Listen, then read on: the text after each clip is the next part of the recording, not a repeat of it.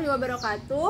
Kami dari kelompok 7 akan menjelaskan kembali tentang wawancara kami di peternakan jangkrik yang ada di Sumatera Utara. Baiklah, langsung saja kita masuk ke video berikutnya. Jangkrik merupakan serangga lompat yang termasuk dalam famili Grylidae. Ada sekitar 1000 spesies jangkrik yang hidup terutama di daerah tropis, termasuk di Indonesia, tepatnya di Sumatera Utara. Nah, peternakan jangkrik yang kami datangin ini adalah peternak jangkrik milik Bang Andika yang berada di Tangkahan Namorambe, Sumatera Utara. Beliau ini sudah menjalani peternakan jangkrik selama 4 tahun lamanya. Peternakannya memelihara jenis jangkrik yaitu jangkrik madu atau Jamaican cricket, di mana jangkrik madu itu memiliki klasifikasi sama halnya dengan jangkrik lainnya, di mana kingdomnya itu yang pertama ada Animalia, yang kedua filumnya Arthropoda, ketiga kelasnya Insecta, keempat ordonya Orthoptera, yang kelima subordonya Ensifera, keenam familinya Grylidae, yang ketujuh subfamilinya Grylidae, dan yang terakhir atau yang ke-8 genusnya Gilids. Dalam sistem perkandangan peternakan jangkrik milik Bang Andika, beliau memisah kandang antara jangkrik dewasa dan juga jangkrik anakan, atau bisa dibilang beliau ini memisah ukurannya antara besar dan juga ukuran kecil. Tujuannya adalah untuk mencegah dan juga menghindari kanibalisme. Kandang yang digunakan dalam peternakan jangkrik milik Bang Andika ini bentuknya adalah persegi panjang dengan ukuran panjang 240 cm dikali lebarnya 60 cm. Kandang di peternakan Pak Andika ini terbuat dari blok kayu atau beroti sebagai rangkanya, triplek sebagai dinding antar sisinya, dan juga jaring sebagai penutupnya. Bang Andika juga menyediakan papan telur ayam di dalam kandang untuk sarang jangkrik bertelur dan juga menetas. Bang Andika juga mengatakan bahwa kandang jangkrik ini harus selalu dalam keadaan yang panas agar jangkrik tetap nafsu makan. Pada awal peternakan Bang Andika berjalan, Bang Andika menggunakan bibit telur jangkrik. Bang Andika membeli harga telur jangkrik pertama kali dengan harga 40.000 per ons. Bang Andika mengatakan bahwa telur jangkrik yang baik adalah dengan memperhatikan warnanya. Menurut Bang Andika, warna bibit telur jangkrik yang baik adalah putih kekuningan atau krem dan teksturnya halus atau tidak kering atau keriput.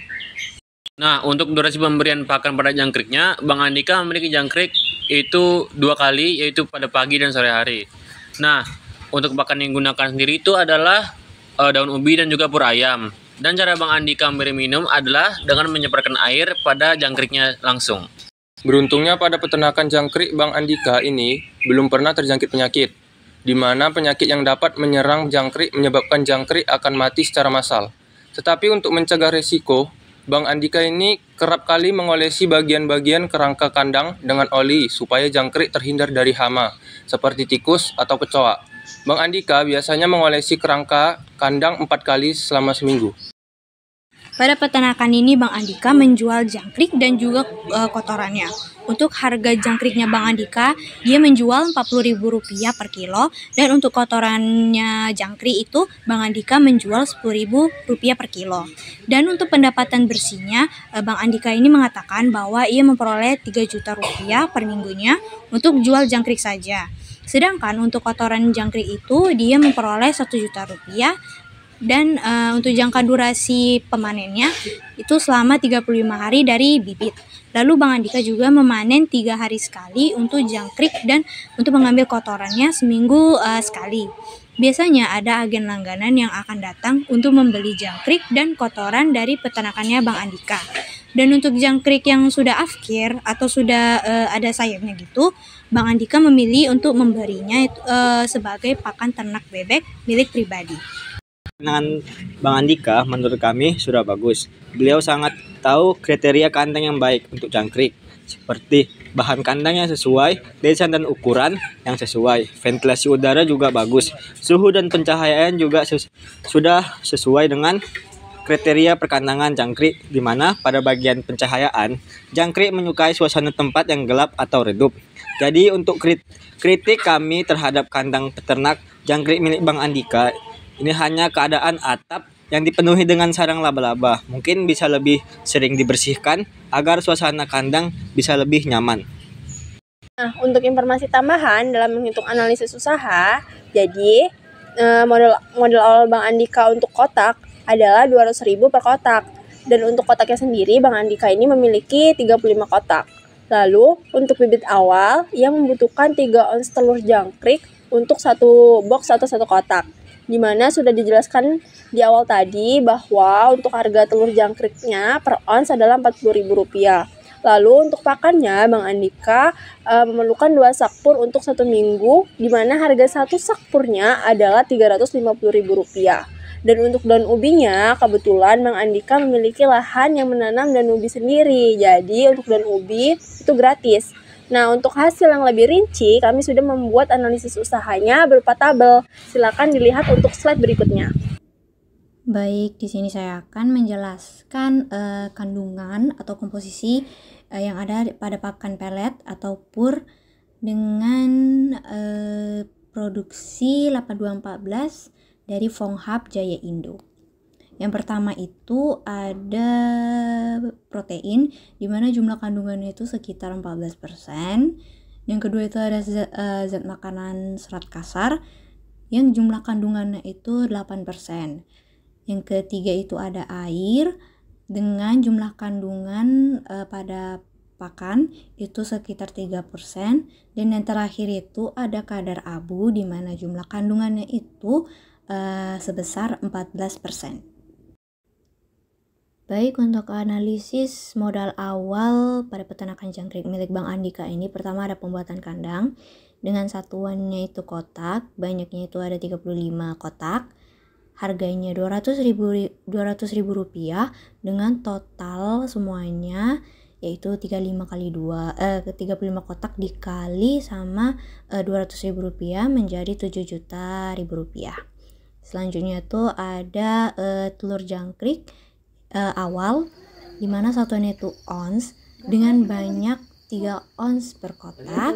Harganya itu Rp40.000 dan total semuanya dari banyaknya kali harga dari telur jangkrik awal itu sejumlah Rp4.200.000. Yang terakhir itu untuk biaya operasional lainnya, dimana harganya semua menjadi Rp600.000 dan total biayanya kalau kita jumlahkan itu Bang Andika mendapatkan Rp11.800.000 untuk modal awal peternakan jangkrik milik beliau.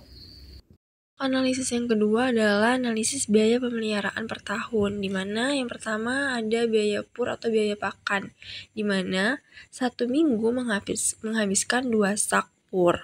Nah, harga 1 sak purnya adalah Rp350.000. Jadi, Rp350.000 dikalikan 2, didapatlah hasil Rp700.000. Nah, kemudian Rp700.000 itu dikalikan dengan 4 untuk menghasilkan hasil satuan per bulan, kemudian didapatlah Rp2.800.000. Kemudian Rp2.800.000 itu dikalikan lagi dengan 12 untuk menghasilkan satuan per tahun, lalu didapatlah Rp33.600.000. Lalu yang kedua ada biaya oli yang menghabiskan sekitar Rp30.000 per bulan, kemudian Rp30.000 dikalikan 12 untuk menghasilkan satuan per tahun dan didapatlah Rp360.000. Kemudian yang ketiga ada biaya kotak telur yang menghabiskan sekitar Rp40.000 per bulan, lalu dikalikan 12 untuk menghasilkan satuan per tahun dan didapatlah Rp480.000. Nah, semuanya setelah ditotalkan biayanya menjadi Rp34.440.000. Untuk yang tabel yang ketiga ada analisis pendapatan bersih setahun, di mana Bang Andika ini berhasil menjual 150 kg jangkrik per minggu dengan harga Rp40.000 1 kilogramnya. Nah, jadi penjualan jangkrik hitungannya adalah 150 dikali 40.000 sama dengan 6 juta untuk per minggu. Kemudian 6 juta ini dikalikan dengan 4 untuk menghasilkan hasil bulan, di mana hasilnya adalah 24 juta per bulan. Kemudian 24 juta dikalikan 12 untuk mendapatkan hasil per tahun, dan hasilnya adalah 288 juta per tahun. Kemudian untuk yang kedua ada penjualan kotoran jangkrik, di mana peternakan ini mendapatkan hasil 1 juta per bulan, lalu 1 juta ini dikalikan dengan 12 untuk mendapatkan hasil per tahun dan didapatlah 12 juta. Untuk total biayanya Cara menghitungnya adalah pendapatan kotor dikurang biaya pemeliharaan, di mana pendapatan kotornya adalah 288 juta ditambah 12 juta, yaitu 300 juta rupiah. Kemudian 300 juta rupiah ini dikurang dengan biaya pemeliharaan, yaitu 34.440.000, dan didapatlah hasilnya 260.560.000 rupiah.